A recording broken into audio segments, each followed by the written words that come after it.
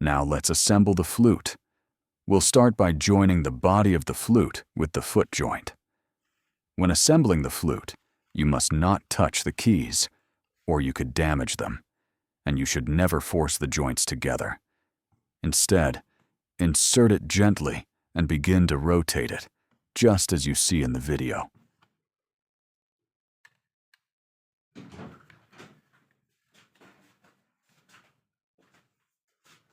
This movement needs to be gentle. If there is friction or it doesn't rotate easily, you can apply a very small amount of grease or Vaseline, but only if it doesn't turn, since we also don't want to dirty the flute's mechanism. Remember, very, very little.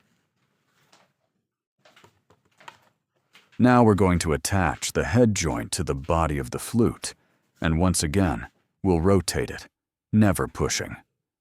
Remember not to hold the flute body by the keys, but directly by the tube, just as you see in the video. Perfect. If you've followed these steps, your flute is now ready to play. If you have any questions or would like private lessons, write to me or get in touch through the form in the comments. If you enjoyed the content, follow me and subscribe.